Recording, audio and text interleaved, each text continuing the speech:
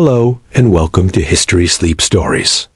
Tonight we're going to travel back in time, not to a battlefield or a palace, but to a place of quiet wonder and immense knowledge. We are going to spend an evening in the most famous library of the ancient world, the Great Library of Alexandria. We will walk its halls, understand its purpose, and meet the people who work there. We will focus on the facts, the physical reality of the place, and the incredible project of collecting all the world's knowledge in one spot. So, get comfortable, close your eyes, and let's step into the past. The city and the Mausoleum, our story does not begin inside the library itself, but with the city that housed it. Alexandria was a new city, founded by Alexander the Great around 331 BCE. After Alexander's death, one of his generals, Ptolemy, took control of Egypt. He started a dynasty, a line of rulers all with the same name. He was Ptolemy the First Soter. The Ptolemies were not Egyptian by blood, but they ruled Egypt from this new gleaming city on the Mediterranean coast. Alexandria was a planned city, with wide streets laid out in a grid pattern.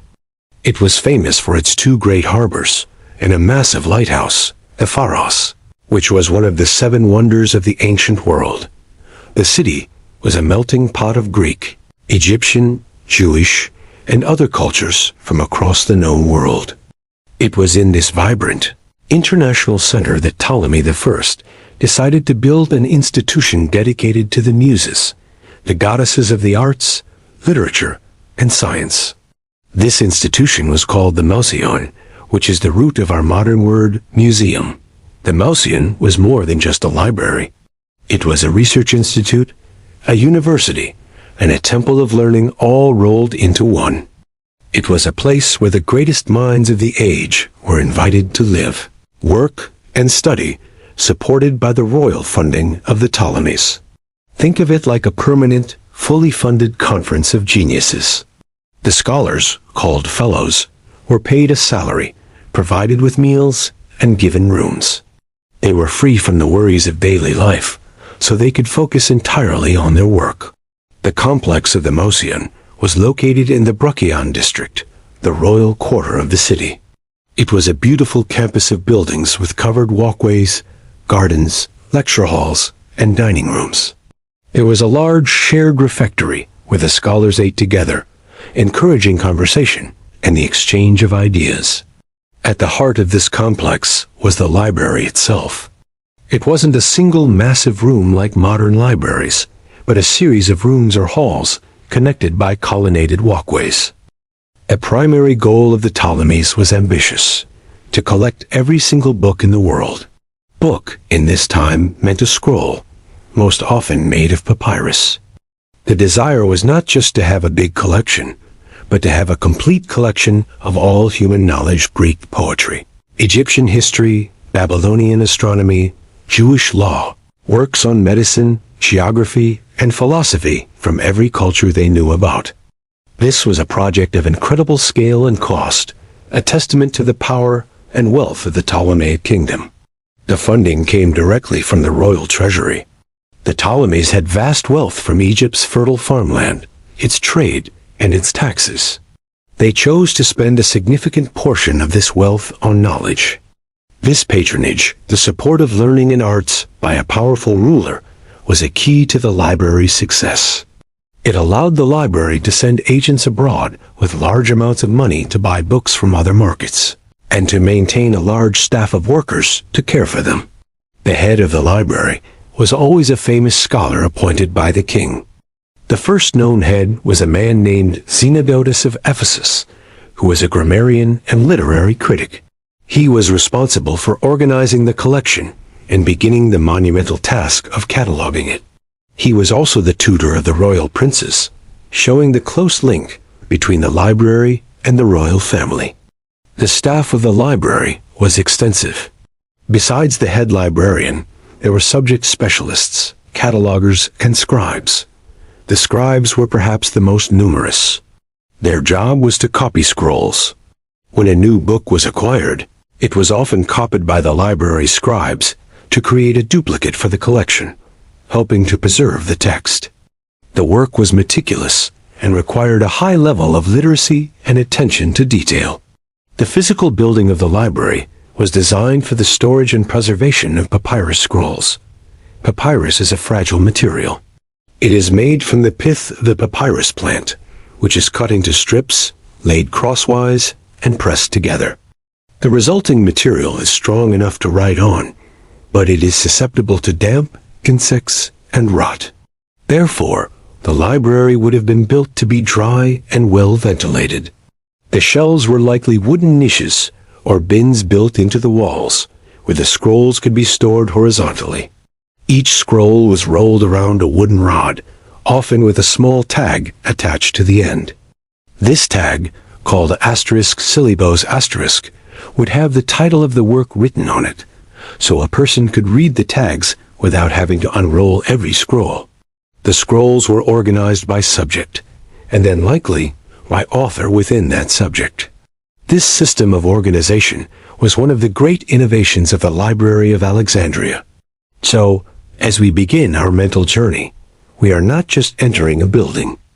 We are entering the heart of a grand state-funded project, a symbol of a ruler's ambition to centralize not just political power, but intellectual power.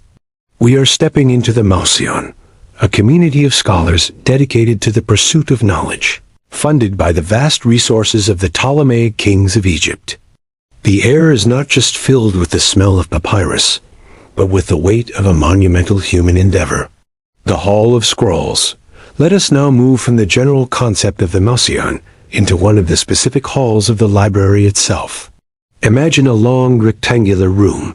The walls are not bare. They are lined from floor to ceiling with wooden shelves, divided into countless small, rectangular niches. Each niche is a home for a scroll. The room is not dark, but it is shaded, with light coming from a central courtyard through high windows, or from doorways leading to colonnaded walkways.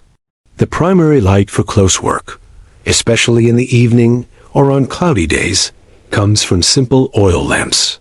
The smell in this hall is distinct and layered. The most prominent smell is that of aged papyrus. It is a dry, slightly sweet, earthy scent, like old paper, but with a grassy note. Mixed with this is the smell of cedar wood from the shelves and the rods of the scrolls. Cedar was used because its aromatic oil helped to repel insects that would otherwise eat the papyrus. Then there is the smell of ink. The ink used by scribes was typically carbon-based, made from soot mixed with gum and water. It has a sharp, almost smoky smell. You might also catch a whiff of the oil from the lamps, a faint, greasy scent, and the underlying smell of the limestone or plaster of the walls themselves. The scrolls are the heart of the room. A single scroll, or asterisk volume in asterisk in Latin, was the standard book form. A typical scroll was about 20 to 30 feet long and about 9 to 11 inches high. It was made by gluing together sheets of papyrus. The text was written in columns, running from left to right. To read it, you would hold the scroll in both hands, unrolling it with one hand and rolling it up with the other as you moved through the text. It was a two-handed operation. The scrolls were stored with the tag, the *syllabos*, hanging out. These tags were made of parchment or papyrus and were often painted a different color. The title was written on them in a clear hand. A scholar looking for a specific work by the historian Herodotus would walk along the shelves, his eyes scanning these tags. The scrolls were organized, likely first by broad subject category epic poetry, lyric poetry, history, medicine, philosophy, and then alphabetically by author within that category. This system, invented here, was revolutionary. The room is quiet, but not silent. The main sound is the quiet rustle of papyrus. It is a soft, dry sound, like a gentle whisper. You hear it when a scholar carefully unrolls a scroll on a reading table, a long, flat wooden surface. You hear it again as he re-rolls it, his hands moving with practiced ease. There is no sound of pages turning, only this sea. The primary goal of the Ptolemies was ambitious, to collect every single book in the world. Book, in this time, meant a scroll, most often made of papyrus. The desire was not just to have a big collection, but to have a complete collection of all human knowledge: Greek poetry, Egyptian history, Babylonian astronomy, Jewish law, works on medicine, geography, and philosophy from every culture they knew about. This was a project of incredible scale and cost, a testament to the power and wealth of the Ptolemaic kingdom. The funding came directly from the royal treasury. The Ptolemies had vast wealth from Egypt's fertile farmland, its trade, and its taxes. They chose to spend a significant portion of this wealth on knowledge. This patronage, the support of learning and arts by a powerful ruler, was a key to the library's success. It allowed the library to send agents abroad with large amounts of money to buy books from other markets, and to maintain a large staff of workers to care for them. The head of the library was always a famous scholar appointed by the king. The first known head was a man named Zenodotus of Ephesus, who was a grammarian and literary critic. He was responsible for organizing the collection and beginning the monumental task of cataloging it. He was also the tutor of the royal princes, showing the close link between the library and the royal family. The staff of the library was extensive. Besides the head librarian, there were subject specialists, catalogers, and scribes. The scribes were perhaps the most numerous. Their job was to copy scrolls. When a new book was acquired, it was often copied by the library's scribes to create a duplicate for the collection, helping to preserve the text. The work was meticulous and required a high level of literacy and attention to detail. The physical building of the library was designed for the storage and preservation of papyrus scrolls. Papyrus is a fragile material. It is made from the pith of the papyrus plant, which is cut into strips, laid crosswise, and pressed together. The resulting material is strong enough to write on, but it is susceptible to damp, insects, and rot. Therefore, the library would have been built to be dry and well ventilated. The shelves were likely wooden niches or bins built into the walls, where the scrolls could be stored horizontally. Each scroll was rolled around a wooden rod, often with a small tag attached to the end.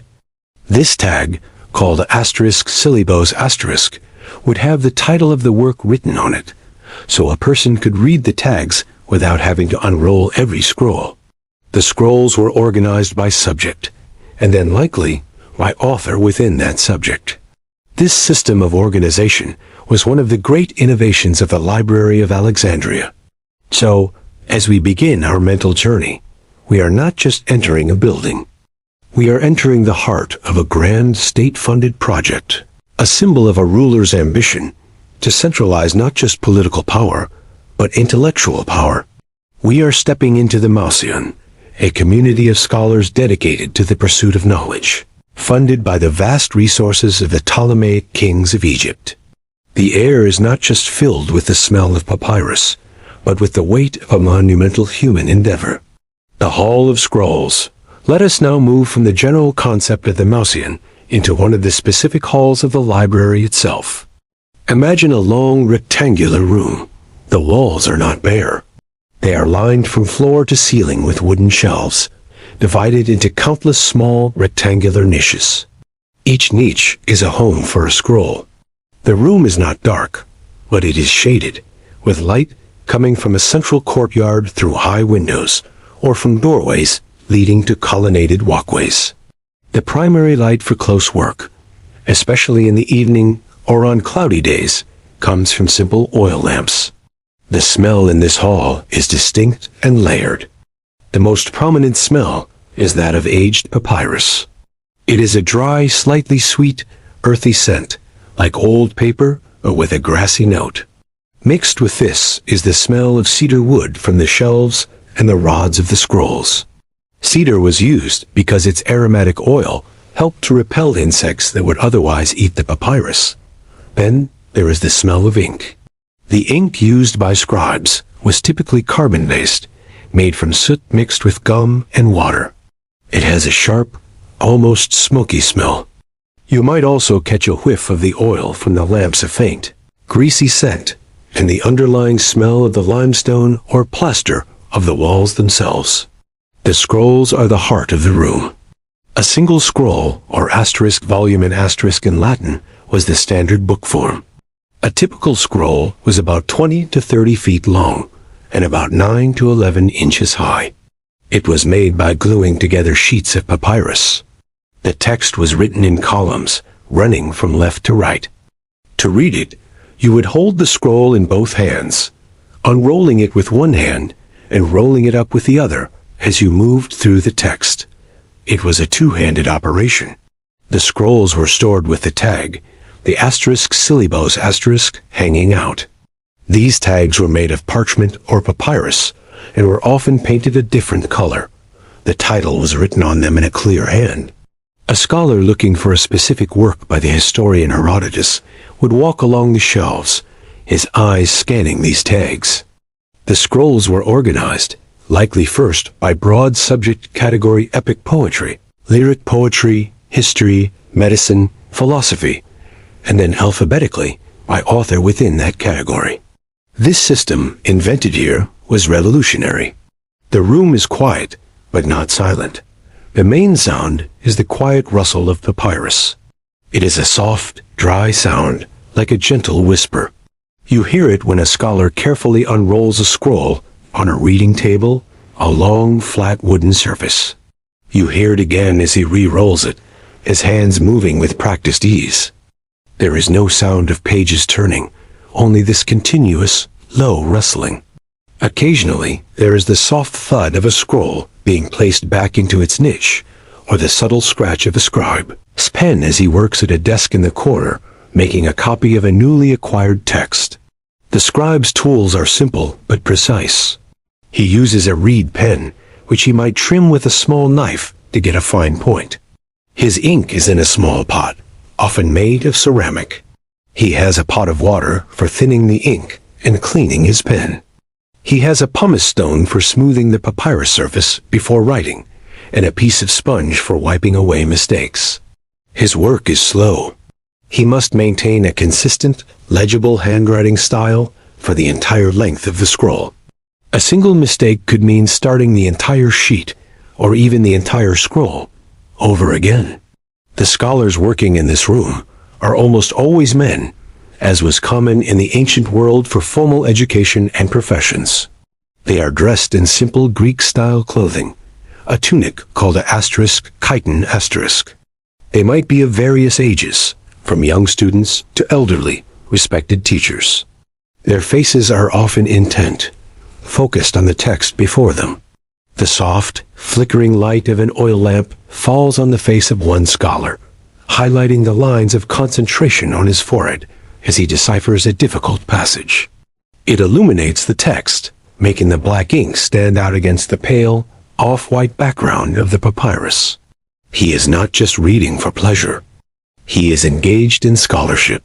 He might be comparing two different copies of the same play by Aeschylus, noting the differences in the text. He might be writing a commentary on a philosophical work by Plato, explaining its meaning. Or he might be compiling facts from various scrolls about the geography of India for a new book of his own. The library was not just a warehouse. It was a workshop for the creation of new knowledge. The atmosphere is one of intense, quiet concentration. There is no talking, as that would disturb others. Communication is through whispered questions to a librarian, or a quiet discussion held out in the colonnaded walkway. The primary relationship in this room is between the scholar and the text. He is surrounded by the voices of thousands of authors, all silent, waiting on their shelves to be unrolled and heard again. The rustle of the papyrus is the sound of those voices being awakened. The acquisition of knowledge.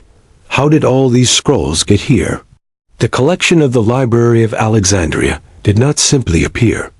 It was the result of a deliberate, aggressive, and well-funded policy of acquisition. The Ptolemies wanted every book in the world, and they used every method available to get them. The most straightforward method was purchasing them. The library employed book buyers who traveled to other major centers of learning, especially Athens and Rhodes. These agents carried royal funds and were instructed to buy any and all books they could find, particularly rare or unique texts. The book trade in the ancient Mediterranean was active, and scrolls were valuable commodities. The Library of Alexandria, with the backing of the Egyptian treasury, was the biggest and richest customer in the market. A famous and likely exaggerated story illustrates the lengths to which the Ptolemies would go. The story goes that Ptolemy III wanted to get the original texts of the great Greek playwrights Aeschylus, Sophocles, and Euripides, which were held in the Athenian state archives. The Athenians would not sell them. So, Ptolemy III offered a huge deposit of 15 talents of silver, an enormous sum as a security to borrow the scrolls just to copy them. The Athenians agreed. Ptolemy then had his scribes make beautiful copies on new papyrus, but instead of returning the originals, he sent the copies back to Athens, keeping the originals for the library. He forfeited the massive deposit, considering the original texts to be worth far more. While this story is probably a legend, it shows the reputation the Ptolemies had for being obsessed with acquiring original texts. Another major method of acquisition was copying. Whenever a ship docked in Alexandria's great harbor, its crew and passengers were searched for books. This was an official policy. If a book was found, it was taken to the library. The scribes would then copy it meticulously. The copy was then given back to the owner, and the original was kept for the library's collection. The owner may not have been happy, but he was compensated with a copy, and it was difficult to argue with the agents of the king. This practice ensured that any book passing through the greatest port in the Mediterranean had a chance to be added to the library. The library also acquired books through translation. This is one of its most significant and lasting contributions. Alexandria had a large population of Greek-speaking Jews. According to tradition, Ptolemy II Philadelphus commissioned a translation of the Hebrew Bible into Greek. 72 Jewish scholars, 6 from each of the 12 tribes, were brought to Alexandria, and each independently translated the entire Torah. Miraculously, all 72 translations were identical. This translation became known as the Septuagint, from the Latin word for 70. Whether the miracle happened or not, the translation was real. The Septuagint became the version of the Hebrew Bible used by Greek-speaking Jews throughout the Mediterranean, and it was later adopted by the early Christian Church. By translating this key text, the library did not just preserve it. It made it accessible to a much wider audience and ensured its survival for future generations. This project shows that the library's mission was not limited to Greek culture. It was genuinely ecumenical in its desire to gather all knowledge. The process of acquiring a new scroll was just the beginning. Once a scroll entered the library, it went through a multi-step process. First, it was identified and assessed. Scholars would determine its author, its subject, and its authenticity. There were many forged texts in circulation, so authentication was important. Then, the scroll would be sent to the scribes for copying if it was an original acquired from a ship, or if it was a unique text. The head scribe would assign it to a skilled copyist. The copyist's job was not to be creative. He was to reproduce the text exactly as he found it, including any errors he spotted in the original. Sometimes he might add a small note in the margin if he thought a word was misspelled, but his primary goal was fidelity. After a scroll was copied, or if it was a purchased copy deemed good enough, it was prepared for storage. It might be fitted with a new rod and a new tag. The tag was crucial. It contained the essential information, the author's name, the title of the work, and perhaps a brief description. The information for the tag and for the master catalog was written down by a cataloger. The head librarian and his staff were responsible for creating and maintaining a master catalog of the entire collection. This catalog was itself a series of scrolls, known as the **Pinax** or tables. The most famous creator of the **Pinax** was a scholar named Callimachus. Although he never held the title of head librarian, his work was foundational. Callimachus's *pinnacle* was not just a simple list. It was a comprehensive bibliographical guide, divided into sections for different types of literature: rhetoric, law, epic, tragedy, comedy, lyric poetry, history, medicine, mathematics, natural science, and miscellaneous works. Within each section, authors were listed alphabetically. For each author, the *pinnacle* included a brief biography, a list of their works, the first line of each work, and notes about its authenticity and length. It was, in effect, the first great encyclopedia and library catalog in history. This system of aggressive acquisition, careful copying, and detailed cataloging allowed the Library of Alexandria to grow to an astonishing size. Ancient sources give numbers that are hard to verify, but they are staggering. Some say it held 400,000 mixed scrolls, which contained multiple works, and 90,000 unmixed scrolls, containing a single work. Others claim it reached 700,000 scrolls in total. Regardless of the exact number, it was by far the largest collection of written knowledge the ancient world had ever seen. Every scroll represented a story, an idea, a piece of data, a prayer, or a poem, all gathered together in one place through a systematic, relentless, and royal determination to know everything. The scholars at work, the great library was not a quiet museum for dead scrolls. It was a vibrant, living center of scholarship. The scrolls were tools, and the scholars were the craftsmen who used them.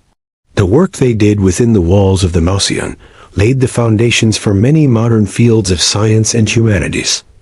They were not just storing knowledge. They were creating it, organizing it, and debating it.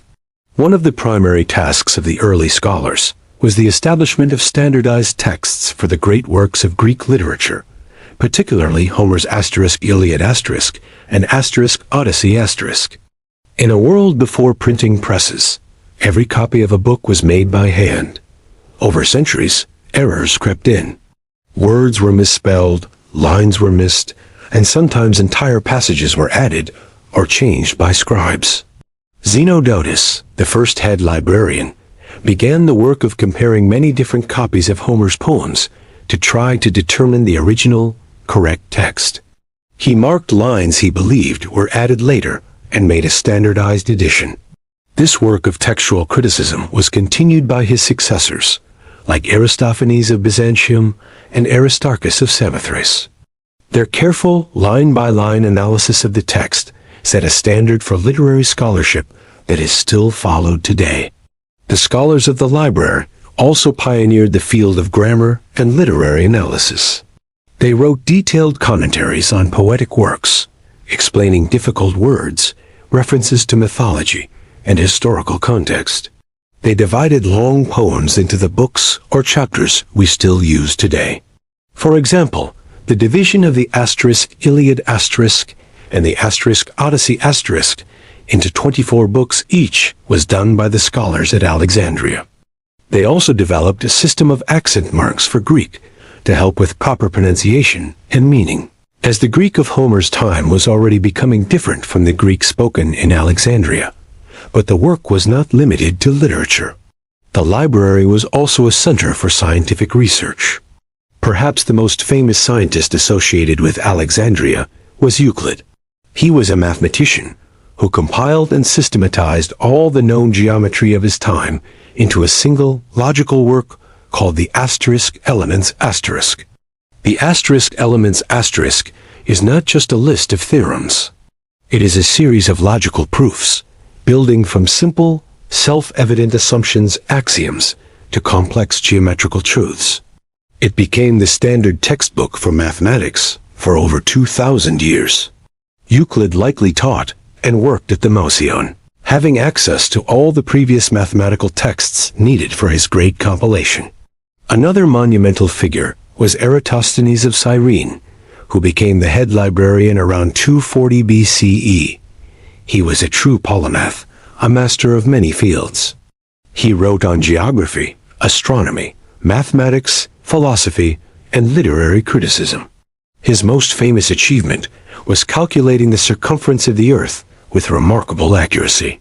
He knew that at noon on the summer solstice, in the Egyptian city of Syene, modern Aswan, the sun was directly overhead, so a vertical stick would cast no shadow. At the same time in Alexandria, a vertical stick did cast a shadow.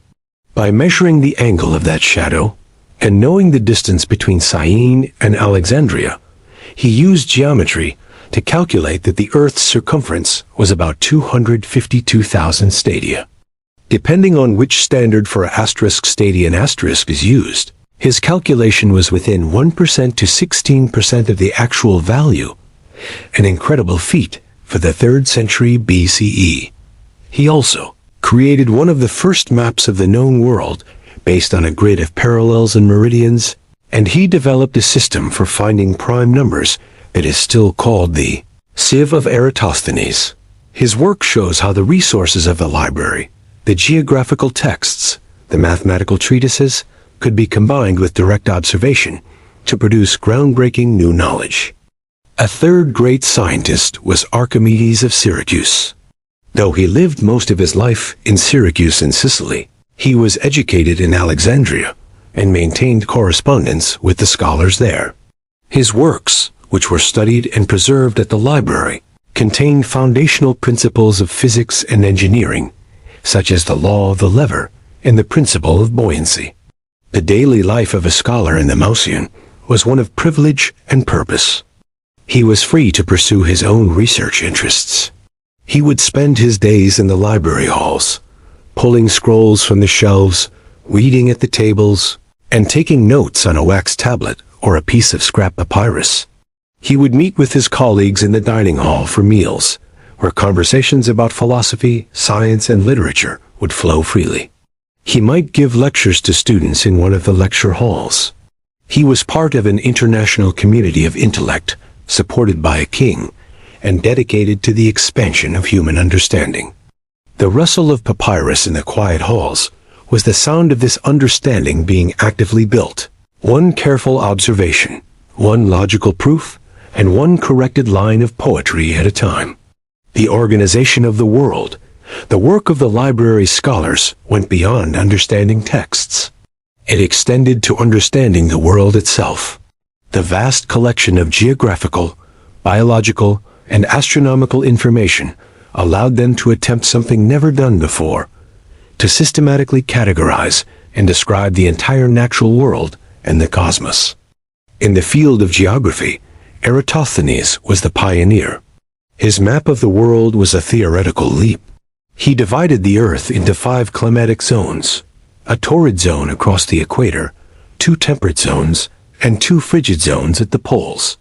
He understood the Earth was a sphere and used his calculation of its circumference to estimate the sizes of the known parts of Europe, Asia, and Africa, which the Greeks called Libya. He criticized older maps that showed the world as a circular disk surrounded by ocean, and argued that the inhabited world was an island, and that it would be possible to sail from Spain to India around Africa, or even directly across the Great Sea, the Atlantic. He used reports from travelers, sailors, and earlier geographers whose works were stored in the library to make his deductions. Another scholar, Hipparchus of Nicaea, who worked later in the 2nd century BCE, refined geographical study by applying mathematics more rigorously. He is famous for inventing trigonometry. He argued that the only accurate way to map the world was by using astronomical observations to fix the latitude and longitude of places.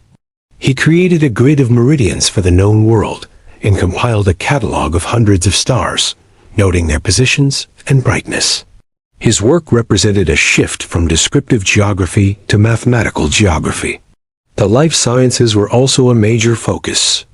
The library held works by Aristotle, whose method of observing and categorizing living things was hugely influential. Building on this, the scholars at Alexandria made significant advances in anatomy and physiology, largely because of a unique privilege granted by the Ptolemies. They allowed the dissection of human corpses. In most of the ancient world, touching a dead body was a religious and cultural taboo.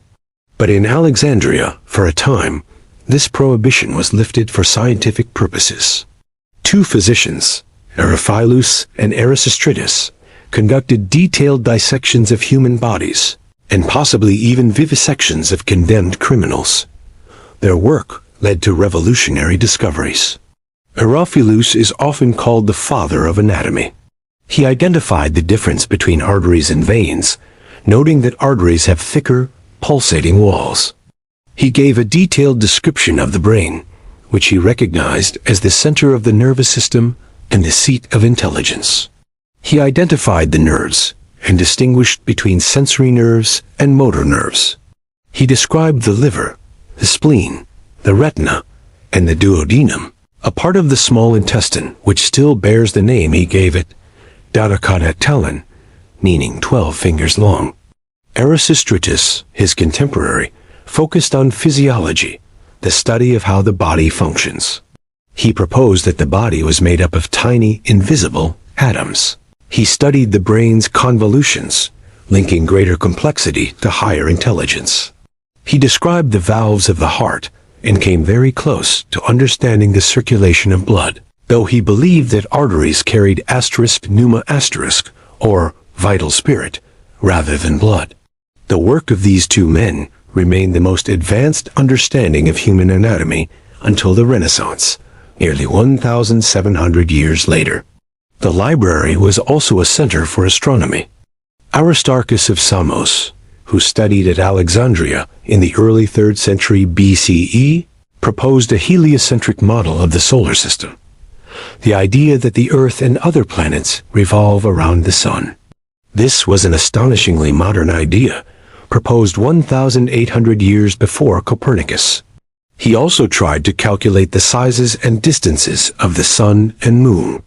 Although his heliocentric model was rejected by most ancient astronomers, including Archimedes and Hipparchus, who favored a geocentric model, it shows the boldness of the scientific thinking that the library's environment could foster. The common thread in all this work, from geography to anatomy to astronomy, was the application of a systematic, rational method. The scholars of the library observed the world, collected data, both their own and from the written records of others, formed hypotheses, and tested them through logic, mathematics, and where possible, experiment. They were organizing the chaos of the natural world into understandable categories and principles. The smell of ink in the library was not just from copying old poems. It was from writing new texts that described the human body, mapped the world, and charted the stars. The quiet rustle of papyrus was the sound of the known universe being sorted, labeled, and understood. The royal patrons in politics, the great library was not an independent university. It was an instrument of the Ptolemaic monarchy. Its existence, its funding, and its success were directly tied to the will and the wealth of the kings of Egypt. Understanding the library requires understanding the kings who built and supported it. Ptolemy I Soter, the savior, was the visionary. He was a general, but also a historian who wrote an account of Alexander the Great's campaigns. He understood the power of culture and prestige. By establishing the Mouseion and the library, he aimed to make Alexandria the intellectual capital of the Greek world, outshining its rivals like Athens. A city that was a center of learning and culture would attract talented people, increase trade, and lend legitimacy and glory to his new dynasty. It was a brilliant piece of soft power. Ptolemy II Philadelphus, sister-loving, was the one who truly built the library into a world wonder. He aggressively pursued the policy of acquiring every book.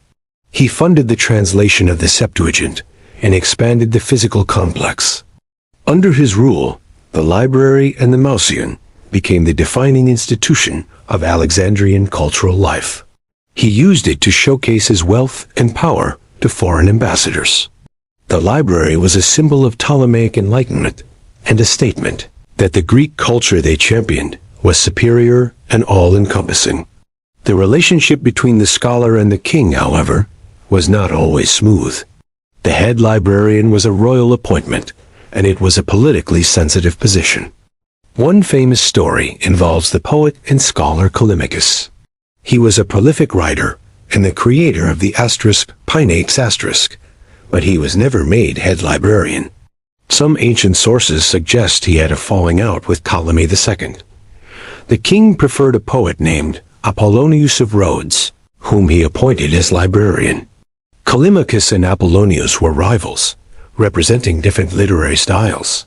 The story goes that their feud became so intense that Apollonius was forced to leave Alexandria for Rhodes.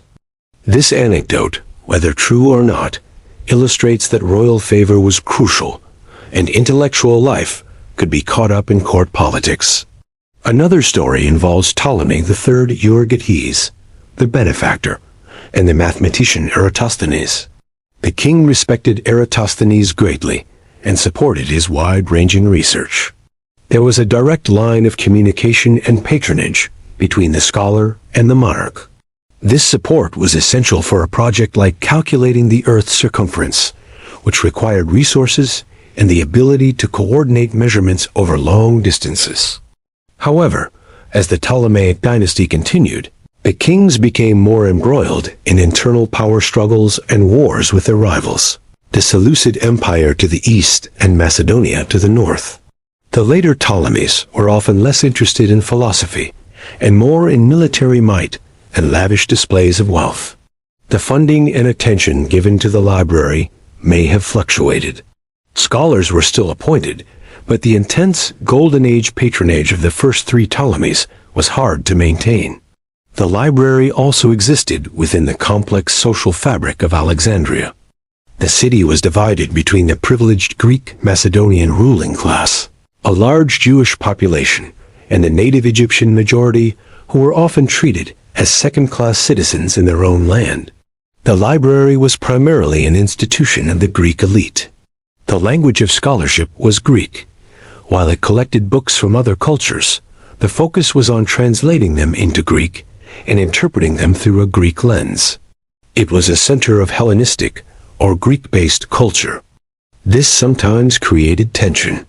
The Greek scholars lived a life of privilege, supported by the king, while many Egyptians resented their foreign rulers. There is no direct evidence of popular resentment against the library itself, but it stood as a symbol of the Ptolemaic state. Its fate would inevitably be tied to the fate of that state. The royal patronage was a double-edged sword. It provided the stability and resources that allowed the library to flourish for centuries. But it also meant that the institution was vulnerable to the changing whims of successive rulers and the political instability of the kingdom. The library was a product of royal ambition, and when that ambition shifted, or when the royal power weakened, the great institution it supported was left exposed. The soft light of the oil lamp in the scholar's room was made possible by the hard power of a king, and it could just as easily be extinguished by a change in that power. The daughter library and the wider world. The great library in the royal district was the heart of the collection, but it was not the only library in Alexandria. Ancient sources, particularly the Greek historian Strabo, mention a daughter library or a subsidiary library. This second library was located in the Serapeum, a magnificent temple dedicated to the Greco-Egyptian god Serapis. The Serapeum was located in the southwestern part of the city, in the Egyptian district of Rhakotis. While the main library in the Bruchion was closely associated with the royal palace and the Greek intellectual elite, the Serapeum library was more public. It was housed within the temple complex, which was a major religious center and a tourist attraction. The temple itself was vast, built on a raised platform and surrounded by a colonnaded courtyard with statues and rooms for various purposes. The daughter library at the Serapeum likely held a duplicate collection of the most important scrolls from the main library, as well as works of more general or popular interest. Its purpose was probably to make knowledge more accessible to people who were not part of the inner circle of scholars at the Mausion lesser scholars, students, educated merchants, and perhaps even priests. Having a second, separate collection was also a practical measure for preservation. It served as a backup, safeguarding against the loss of the main library to a localized disaster, like a fire. The existence of the Serapeum Library shows that the Ptolemaic project of knowledge was not entirely confined to one building. It was a distributed system. The main library was the deep, comprehensive research archive, while the Serapeum was a more accessible public branch. This model is very similar to modern library systems with a central research library and smaller neighborhood branches. The influence of the Library of Alexandria also extended far beyond the city's walls. The scholars who worked and studied there traveled, corresponded with others across the Mediterranean, and their works were copied and distributed. The standardized texts of Homer, created in Alexandria, became the versions that were copied throughout the Greek and later the Roman world. Euclid's **Elements* was studied in Rome, Byzantium, and the Arab world. The medical discoveries of Aristotle's and Erasistratus influenced physicians for centuries. The library set a standard for what a library could be. It was not just a storage room. It was an active, scholarly institution dedicated to the correction, organization, and expansion of knowledge. This model was admired, and to a lesser extent, imitated. In the city of Pergamum, in modern-day Turkey, a rival Hellenistic kingdom built its own great library. The story goes that the Ptolemies, jealous of this rival, banned the export of papyrus to Pergamum. In response, the Pergamenes perfected the use of treated animal skins as a writing material. This material was called Carta Pergamana *, which gives us the word parchment. While the story of the papyrus ban may be a legend, it highlights the competitive spirit between these two great centers of learning, and it shows how the Alexandrian model inspired others. When Rome began to rise as a Mediterranean power, its educated elite looked to Greek culture as the height of civilization. Roman generals and politicians actively plundered Greek libraries and brought books back to Rome as war booty. The Roman writer Vitruvius and the statesman Cicero both mentioned the Library of Alexandria with great respect. The very idea of a great public library in Rome was inspired by Alexandria. The first major public library in Rome was established by Asinius Pollio in 39 BCE, and the Emperor Augustus later built two more, all organized on the Alexandrian model with Greek and Latin sections. So, while the physical library was in Alexandria, its intellectual model became universal. The system of cataloging, the focus on textual criticism, the idea of a library as a place for active scholarship, these concepts, born in the halls of the Mauseon, became the ideal for libraries throughout the classical world and laid the groundwork for the modern university and research library. The rustle of papyrus in Alexandria was echoed by the rustle of papyrus and parchment in Pergamum, Rome, and later in Constantinople and Baghdad. The slow decline, the story of the Library of Alexandria, does not have a single dramatic ending. There was no one event that suddenly destroyed it and all its scrolls. Instead, the decline was a slow process, happening over centuries, due to a combination of war, neglect, and shifting political priorities. The first major blow is often attributed to Julius Caesar. In 48 BCE, Caesar was involved in a civil war against Pompey and found himself besieged in the palace district of Alexandria. During the fighting, Caesar's forces set fire to their own ships in the harbor to prevent them from falling into enemy hands. Ancient sources, like the Roman historian Plutarch, state that the fire spread from the docks and destroyed at least some of the city's bookstores, which were located near the harbor. The Greek historian Cassius Dio, writing later, says the fire burned down the storehouses of corn and books, and he comments that these books were very numerous and of the greatest value. Crucially, no contemporary source says that the fire destroyed the main library itself, which was located in the Brachyon district, a bit inland from the harbor. The consensus among modern historians is that the fire likely destroyed a warehouse district where many commercial bookstores were located, and perhaps a large number of scrolls that were waiting to be processed or copied for the library. This was a significant loss of material, but it was not the death of the library as an institution. The library continued to exist for several more centuries. The Roman emperors, beginning with Augustus, who took control of Egypt in 30 BCE, saw the value of the library and took it under their protection. It became an imperial institution. Some emperors, like Domitian, in the 1st century CE, helped restock libraries in Rome after a fire by having scribes sent to Alexandria to copy its contents. However, under Roman rule, the character of the library changed. The great age of scientific discovery and literary scholarship that flourished under the early Ptolemies was largely over. Alexandria remained a great center of learning, but it became more focused on philosophy, rhetoric, and medicine. The Mausoleum was no longer the only, or even the primary, center of intellectual life in the Roman Empire. Rome, Athens, and other cities had their own great schools and libraries. A more significant factor in the decline was the gradual loss of consistent, dedicated patronage. The Ptolemies had seen the library as a central project of their state. The Roman emperors, who ruled a vast empire from afar, saw it as just one institution among many. Funding may have become less reliable. Maintenance of the scrolls required a constant, expensive effort from scribes to recopy decaying texts. Without a steady stream of resources and a clear mission, the collection would have slowly deteriorated. There was also a rise in intellectual and religious tensions in Alexandria. The city was famously volatile, with frequent riots between different ethnic and religious groups, Greeks, Jews, and Egyptians. In AD 215, the Emperor Caracalla, angered by the city, ordered his troops to brutally suppress a rebellion and specifically targeted young men, which would have included the scholars of the Mausoleum.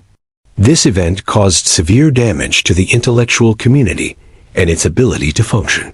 Furthermore, as Christianity grew in power in the 4th and 5th centuries CE, it came into conflict with the traditional pagan learning that the library represented.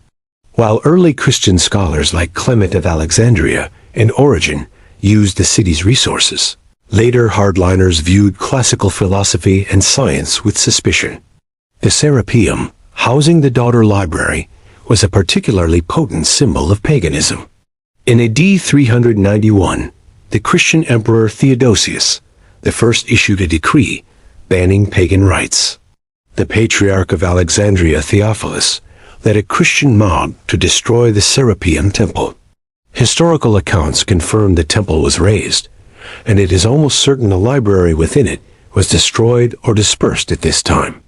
This was a definitive end for the daughter library. The main library in the Bruchion likely faded away around the same period. The last recorded head of the Mausoleon was a mathematician and philosopher named Theon in the late 4th century CE. His daughter was the famous Hypatia, a brilliant philosopher and astronomer in her own right. Her murder by a Christian mob in AD 415 is often seen as a symbolic end to the classical intellectual tradition in Alexandria. After her death, there are no more records of scholars working at the Mausoleon. The institution, along with the great library it housed, had likely ceased to exist, a victim of changing times, violence, and a loss of the purpose that had once sustained it. What was lost and what survived, the destruction of the Library of Alexandria, was not like a single light being switched off. It was more like a room growing darker and darker as many small lamps are extinguished one by one. The loss was not of a single building, but of an entire system of knowledge preservation that was never replicated in the ancient world. So, what was actually lost? We do not have a complete catalog of the library's contents. The *Pinax* of Ptolemaic itself is lost. We know from references in surviving works that the library held a vast number of texts that are now gone forever. This includes complete works by the great Greek playwrights. We have only 7 plays each by Aeschylus and Sophocles, but the library held dozens, perhaps over 100 of their works. We have 18 plays by Euripides, but he wrote at least 90. The lost plays are known only by their titles or small fragments quoted by other authors. The same is true for historians. The works of many early Greek historians, who wrote the first histories of Egypt, Babylon, and Persia, are entirely lost. We know of them only because later historians, who had access to the library, quoted them.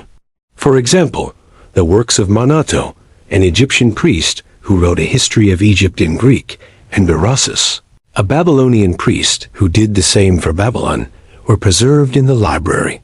While fragments of their works survive in quotes, their complete books are gone out in the sciences. The loss was also immense. The complete works of Aristarchus of Samos, who argued for a heliocentric solar system, are lost. We know of his theory only because Archimedes mentioned it in one of his surviving works. The detailed anatomical writings of Arophilos and Erasistratus, which were the most advanced for over 1,000 years, vanished. Their discoveries had to be remade during the Renaissance. However, the story is not one of total loss. A great deal of knowledge from the library did survive, but it did so through a long and indirect chain. The key to survival was copying. The texts that endured were those that were continuously copied and recopied over the centuries. First, Roman scholars valued Greek learning and had many texts copied from Alexandria to libraries in Rome and other parts of the empire. Later, when the Western Roman Empire collapsed, the center of learning shifted to the Eastern, or Byzantine, Empire, based in Constantinople. Byzantine scribes for centuries continued the work of copying Greek manuscripts, preserving authors like Homer, Plato, Aristotle, and the Greek physicians, Galen and Dioscorides, who had synthesized earlier knowledge. A second, crucial path of survival was through the Islamic world. From the 8th century onwards, during the Islamic Golden Age, caliphs in Baghdad sponsored a massive translation movement. Greek scientific, philosophical, and medical texts were sought out, often from Byzantine sources, and translated into Arabic. Scholars in the House of Wisdom in Baghdad, an institution inspired by the Alexandrian model, studied and expanded upon these works. The works of Euclid, Archimedes, Ptolemy, the astronomer, and Galen were preserved in Arabic translations when they had been lost in Europe. These Arabic texts were later translated into Latin in the 11th and 12th centuries, often in places like Spain and Sicily, where Christian and Islamic cultures met. This reintroduction of classical knowledge into Europe was a major catalyst for the Renaissance.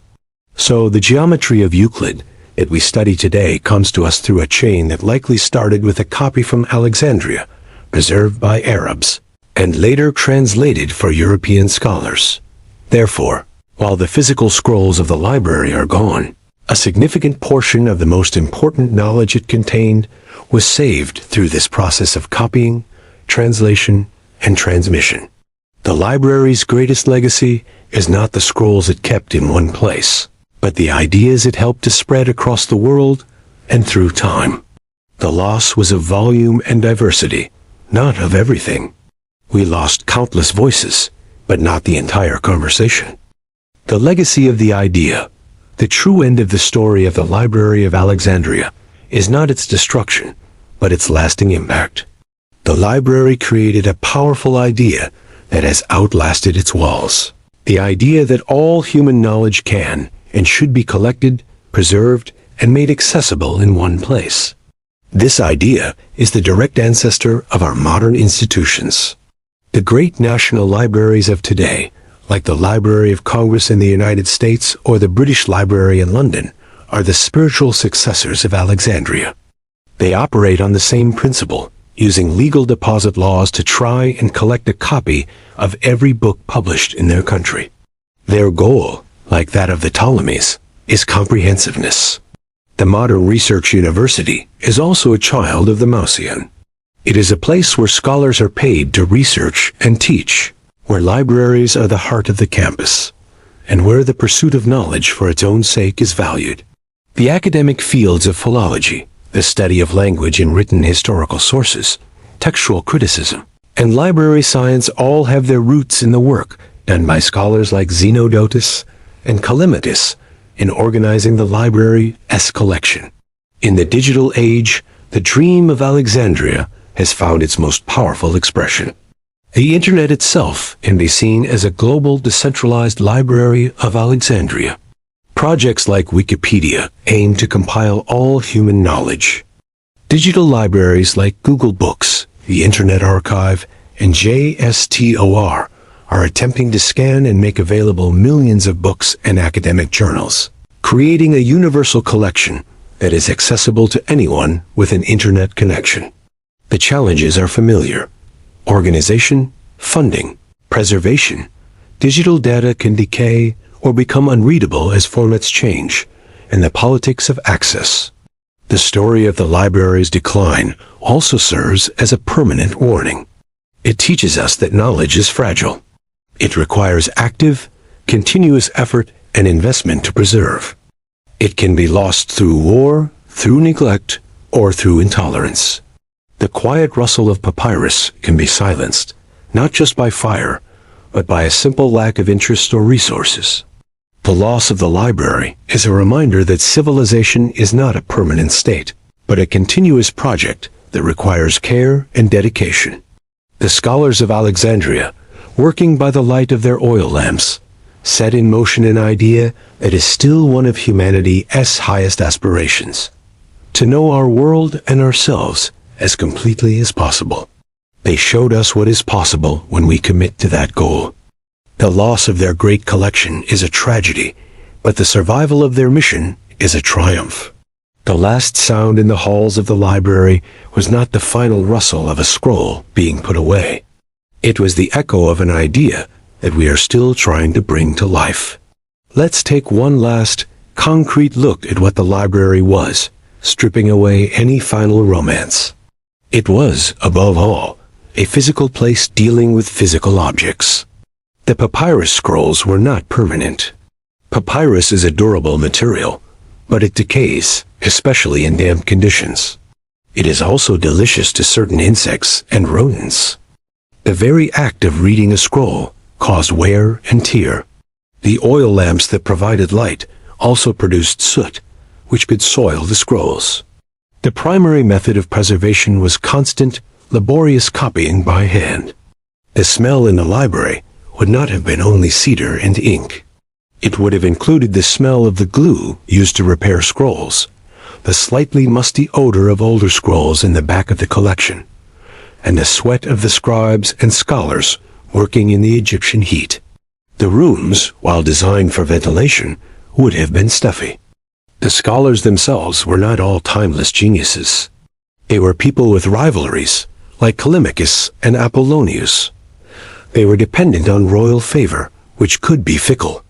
They worked within the cultural biases of their time, focusing overwhelmingly on Greek texts and viewing other knowledge through that lens. The great medical discoveries, for example, were made through the dissection of human bodies, likely of executed criminals, a practice that was considered taboo by many and raised ethical questions even then. The library was a human institution, with all the flaws and limitations that implies.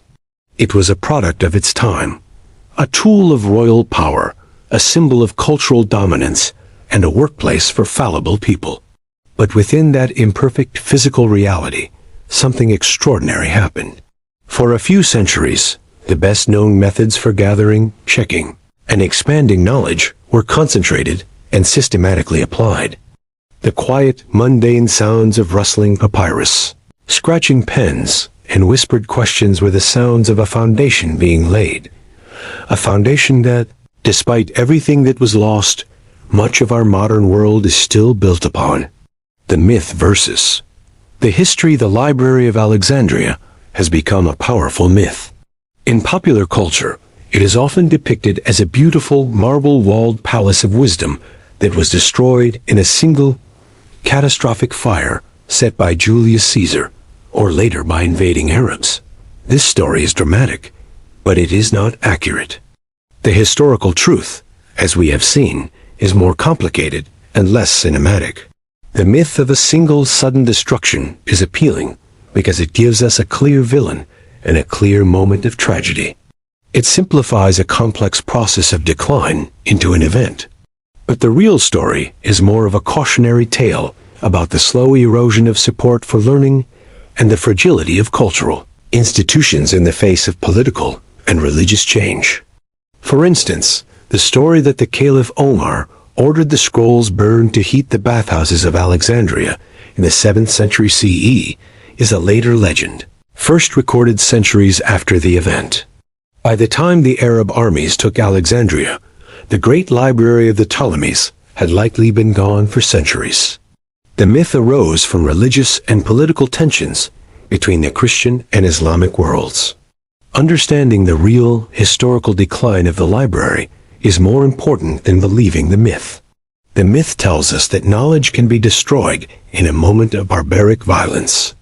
The history tells us that knowledge can be lost through centuries of neglect, through a failure to fund scribes, through a lack of interest in preserving certain texts, and through the slow collapse of the institutions that protect it. This historical truth is a more relevant warning for us today. Our own digital Library of Alexandria is not likely to be destroyed by a single fire, but it could be lost through corrupted servers, outdated file formats, or a simple failure to maintain the funding and will to preserve it. The real Library of Alexandria was not a mythic paradise of knowledge. It was a real place where real people did the hard, slow, and often boring work of preserving the past and understanding the present. By remembering it as it truly was, a human achievement with human flaws, we honor it more than we do by turning it into a legend. We recognize that the work they started is the same work we continue today, the never-ending task of keeping the lights on and the scrolls, in whatever form they take, safe for the future. We live in the world that Alexandria helped create. Every time you use a search engine to find a fact, you are using a tool that fulfills the Alexandrian dream of bringing all information to your fingertips. Every time you visit a public library and check out a book for free, you are benefiting from an institution modeled on the ideal of accessible knowledge that Alexandria represented. The specific methods invented there are still in use. The system of organizing books by subject and author, the writing of summaries and catalogs, the critical comparison of different versions of a text, these are all standard practices in libraries and universities today. The very concept of a canon of great literature, a standard list of important works, was shaped by the scholars of Alexandria, who decided which works of Homer or the playwrights were the most authentic and worthy of study. The legacy is also seen in our ongoing struggles. The Library of Alexandria was a product of a globalized, multicultural city, and it faced the tensions that come with that.